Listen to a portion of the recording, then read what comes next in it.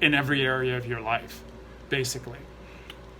So that was that about lifestyle. And then I wanted to answer a question now about I got a reply to one of my videos that I posted a couple of last week or earlier last week about Patrisse Cullors and the propaganda happening here in Hollywood.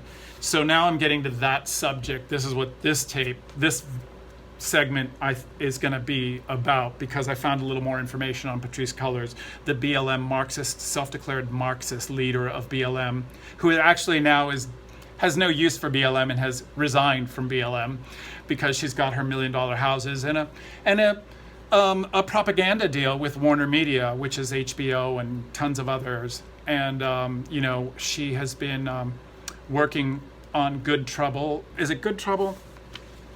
For Disney, and she has written one of their shows, and she's also advised them on it. So if you don't think there's propaganda, somebody said, well, isn't anything Hollywood puts out propaganda? And my point was that art should come from the individual or the storyteller or the writer, and true artists tell a story. Yes, that story can have propaganda in it just by merely being about my life as a bullied child and grown up gay during a really bad period for gays in the 70s, 80s, and into the 90s. So yeah, I'm going to tell my story. If you want to think of that as propaganda, yeah. Or if there's a woman's story, or if there is a trans story, and that's being told, and whoever is telling that story, and that is their art, but when the government is guiding artists and their propaganda, when the government is infiltrating Hollywood to get their propaganda and messaging across for control and submission to their desires, that isn't art. I'm sorry, that is not art. There was propaganda during World War II, and the Hollywood studios contributed a lot of it. But again, that was also not propaganda destroying our way of life. It was defending our way of life and motivating us to fight for freedom and to fight against injustices around the world. And that's also different. We're in America. We can't have a system in Hollywood that is trying to destroy the very reason why it was allowed to exist, which was freedom of expression. But that freedom of expression as Americans, it can't be, in my mind, freedom to destroy America. You just don't do that. And if you don't like America, you don't tear it down and put something else in its place. You go somewhere else, because that's why people like my father and my mother came to this country, because they couldn't change the communism and their system, and it had been destroyed because they awakened too late to Fidel Castro's true intentions. And so they had to escape, and they came here. And they did not come here to make it like Cuba under Batista or anything else they knew before Fidel Castro. They came to America because America was America. And they always taught us to assimilate and be American. That is mostly what first-generation immigrants like myself and my parents who were immigrants teach their offspring and their future generations, is that we didn't come here to change America. We came here to enjoy the benefits of being American and the freedom that entailed, and that anything was possible. Just work hard and be nice, and everything is based on merit and your God-given individuality and talents, period. So this about Patrisse Cullors, so that's my big deal with her, and the fact that that millennials and everyone else has infiltrated the unions and the agencies here in Hollywood. I mean, Patrice has had a deal with CAA, the biggest talent agency in the world. And because of that, I would say the biggest driver of culture, because, you know, our politics is downstream of culture, they say. And we influence culture here in Hollywood. So CAA is complicit in having brought her on board 4 years ago when she had no credits. I have looked at her IMDb, and this is all it says. It has a bunch of credits from being on like CNN. It has credits for being on, Black Lives Matter. It has credits for being on Tucker Carlson. You know, I mean, these are her credits on IMDb. I mean, like, what does that give her? And what talent does she have other than an MFA I think an MFA from Fine Arts at USC? How does that give her any rights to get a production deal with Warner Brothers to produce TV and film and family-oriented programming and go and consult at Disney on their programs to try and push this anti-American, communist, Marxist BLM agenda that she has claimed that's what she's doing? How do these credits give her?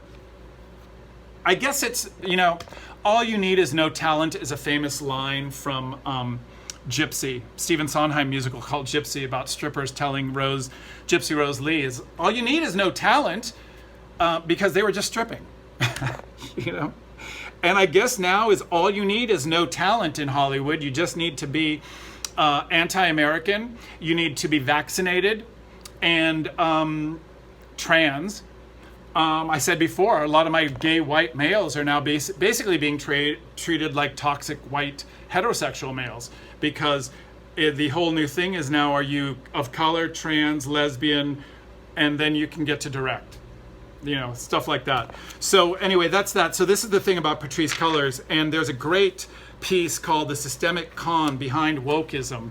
And I got this through the Epoch Times, which is an amazing newspaper and news organization.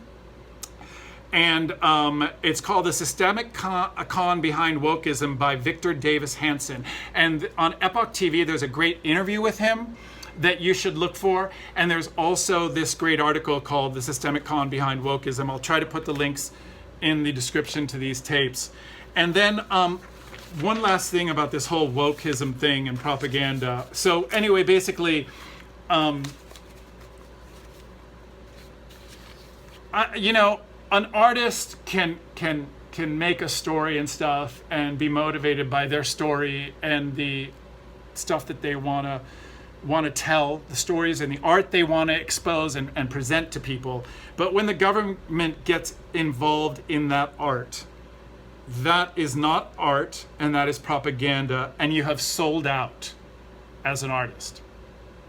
And I mean, I know Hollywood is really about selling out. Peggy, going back to the Peggy thing in the first video in this series of 3, she was like, why don't you get a lot of other like-minded people in your business and fight this? I have been doing this for the last year and a half. I have been doing my videos and other things to try and get attention to the injustices going on in Hollywood right now with the protocols and COVID and everything else. And I and maybe one other person, but she doesn't really want to come out publicly like I do, have screamed and shouted. I've tagged everyone, and again, it's just ignored.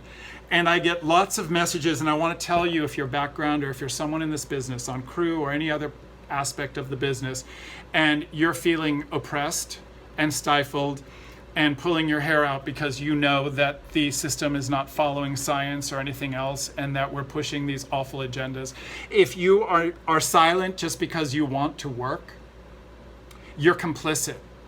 And all of your messages to me telling me you support me, and someone told me the other day, Felix, you know, I'm on set, and you really need to know how many people really believe the way you do. And I said, that doesn't matter.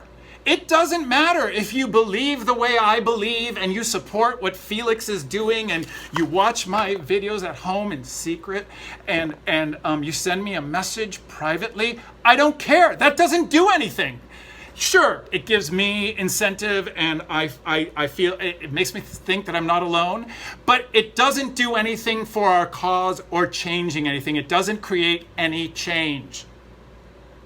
So I don't care if you feel like I do, unless you're out there standing up and saying something about it and challenging the narrative, then it doesn't matter at all. You might as well not exist. And the small proportion and fraction of people on Twitter and cancel culture, which is all it is, it's a small minority of people, they stand up, they yell, they persist, and everybody hears that. That's not even the majority. And that's why we're screwed. And we're in the position we are today as a nation, as a business in Hollywood, and it's trickling down to every area of our lives where now they're going to come banging on your door to see if you've complied with what the government wants to do to your body and against the Nuremberg Code. They want to experiment on your body, and they're coming to your doors to see if you've complied. We are off the deep end, and I don't know if we're going to get back. So one other thing about this, and I'll shut the hell up because, you know, I get tired of hearing myself too, but if I sit with it without it, I get depressed and I have to just shout. Whatever. And also, you know, a lot of this is like stream of consciousness for me. I don't have a producer. I don't have some tech kid that can help me with all of this. So, you know, eventually I'd like to do that and get, you know, some kind of producer and some younger people that are like from Turning Point or Conservative Minds and to help me with the technicality of all this. And maybe by the end of the year, I'll have the resources to do that. And I'd love to, you know.